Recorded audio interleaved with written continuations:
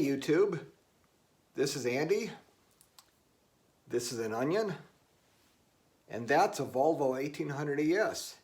And today we're going to look at what do these three things have in common. So last time we took a look at all of the rust that I found on this car, and I went over my plan of dealing with it. So now, imagine, if you will, we have an onion. And now imagine the entire outside of this onion is completely rotted, and you have no idea what's inside of it. Well, we obviously need to start peeling away those layers of the onion, and we need to keep peeling away until we get to something decent, if we get to something decent inside. And that's exactly what we're going to do today. But first, since we need to rebuild this onion, and in proper Haynes manual tradition, assembly is of course the reverse of disassembly, we're going to have to rebuild this from the inside out. So before we take away these rotted layers and they become completely unrecoverable, we're going to have to reproduce these. Okay, so today that's what we're going to do. We are going to take a look at the front rust on the crossmember of this car. We are going to take a look at how I reproduced one of the rusted sections, which is the rusted floor, which is this piece here. And we're going to take a look at how much I have to remove to replace this crossmember. And after we remove all the rotted sections, we're going to see if the actual core that we have, the actual core frame rail and the core sill panels, are they still usable? Can I still use those, and do I have to keep digging? So I have this video broken up into these 6 chapters here of the intro, which is this: fabricating a replacement floor, cutting out the floor, cutting out the outer sill joint section thingy, cutting out the inner frame section, and finally, after it's all peeled away, seeing if our core is still usable or not. So let's get to it. Let's first start with taking a look at the floor section and start with the first layer of this onion. Let's take a look at the floor. Well, you see these grooves and channels. Well, we're not sure yet how much of the floor we're actually going to have to cut away. So I'm going to make a bigger panel that I know that I'll need. So that reproduces this channel here. So the first thing we need to do is make a hammer form based on that pattern that I'll use to hammer this sheet out. And then I'll just trace along these lines and then cut that out on a piece of sheet. But first things first, I need to clean off all this existing goo and junk and so forth on here. Now that the floor is all minty fresh and sparkly clean, we are ready to start making a replacement patch panel. So first off, you see those grooves in the existing floor? Well, we need to reproduce those in the patch panel that we are going to make. And to do that, I'm going to use the hammer forming technique, where I start with a flat piece of sheet and a hammer form, and then I hammer that sheet around the form to make those indentations. So first of all, I'm going to make a paper template here, drawing the outline of those ridges, and then transfer that onto a piece of steel from which we're going to cut out the hammer form, and then finally use that hammer form to make the fabricate the replacement floor section. So basically what I'm doing there is I just put a piece of paper there, butted that flush against the sill panel, And I'm using a pencil and feeling the edge of those ridges and then tracing the outline there. So just go ahead and zip through this.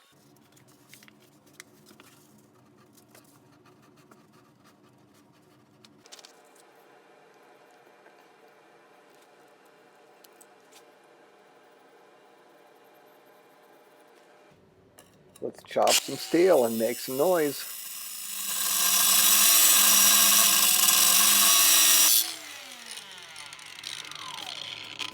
I'm using one of these furred combo duo discs where it's designed both as a zip cutting disc and as a grinding disc. So when you see me doing some grinding like this, yes, this is totally safe, and this is exactly what this disc is designed to do.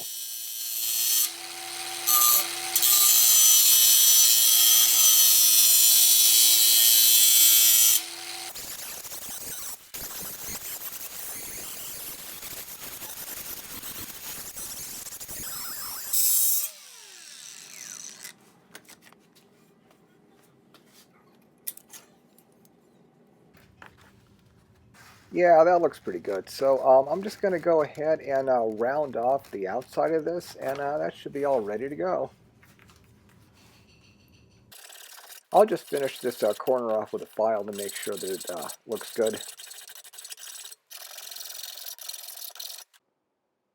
This is the first time I've ever done this, and there are tons and tons of way better educational content here on YouTube explaining how to do this, so I'm not going to go into a lot of detail. But basically, the first thing I'm doing here is I'm pre-stretching the steel. I'm not really sure this is necessary, but I watched some other people do it, and it sort of makes sense because as you put the steel in the hammer form, you're basically expanding this, and then by pre-stretching it, that sort of gives it a little bit of a pre-stretch so it fits the form better. I mean, the form I used really didn't move it a lot, so it was probably a waste of time doing the pre-stretching, but I went ahead and did it, and it took, I don't know, around 10 minutes or so, but anyway, so did that, and then now I just clamped my hammer form down onto my workbench here, which is a nice piece of 1 1/4 inch steel. Clamped my steel onto it and just took a dulled chisel and went around the outside around the circumference and just sort of slowly and gently beat that uh, sheet down around this hammer form up until I created that pattern in there. And you know, this took probably around 10 minutes or so. So yeah. Let's see if we can see this. Hammer forming, yeah, that is so cool. This is literally the first time I've ever done this. And yeah, literally first time I've ever done this, and yeah, that looks pretty slick. I like that. Need some little minor cleanup, but I think it's not too bad. Now that we've got the sparkly fresh new floor section made, we're ready to cut out the old and rotten one. This really is nothing super complex here, just a lot of spot weld drilling and chiseling and grinding. This process here took, I don't know, maybe about an hour or so, but I've condensed this down to maybe 30 seconds or so. So let's get to it.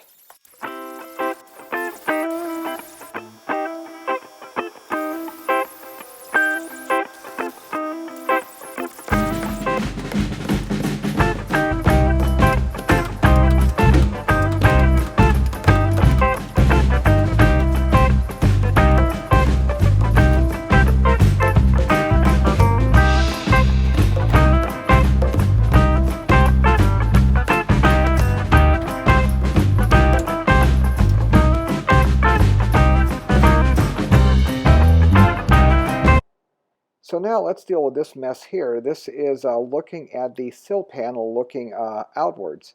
So basically we had that cross member, and then water in the cross member rotted through the intersection of that sill, and we don't know how damaged inside that sill panel and A-pillar is. So we're going to have to cut all this stuff, all this material away, so we can weld in a patch panel there, and then weld in the cross member to that. So we can see here there are four sections of that cross member, and the remaining floor still attached to the sill panel. So basically I'm going to have to go through and drill out all of those spot welds around there, drill out the spot welds around the floor, drill out the spot welds around the remaining part of the cross member, and then get all that mess cleaned away, and then cut out that rusted out hole, and then keep cutting that out up until we get to decent metal. Let's do it.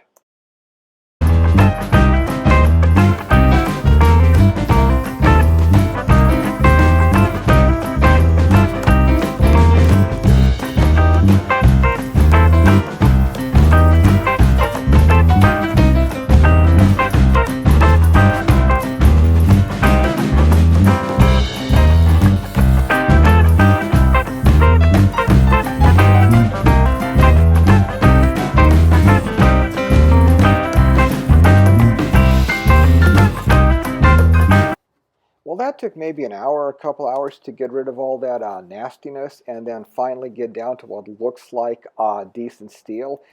So now what I'm going to do is spray some of this Rust-Oleum phosphoric acid gel in here, and clean off the rust and crud in here, and then hopefully we can find some decent steel underneath this, and hopefully this is really just some surface rust and some basically residual corrosion that's sprayed out of the cross member. So yeah.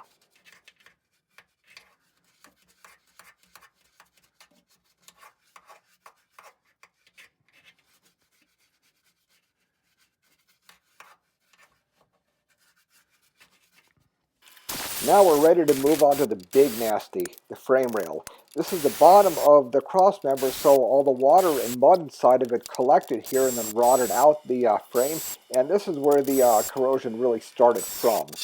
There's a series of spot welds around the sides and the outside, so we're going to have to drill and chisel all those away.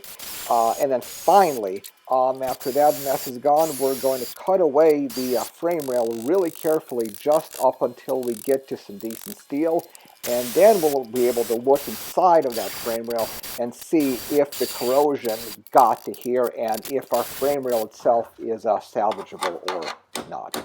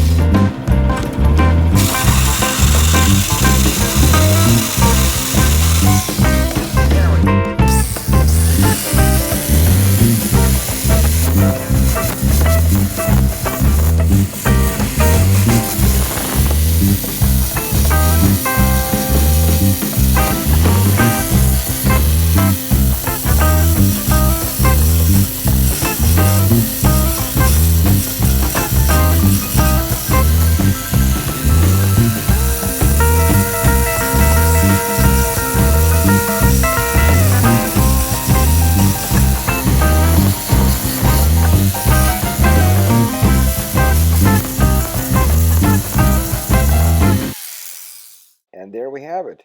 The frame rail is all cleaned up and we can see inside. And inside we can see that we're good. We've peeled away all the rot and we've finally gotten to some good steel. They look decent inside. It's just some surface rust that's easy to clean off, and we'll take care of that next time.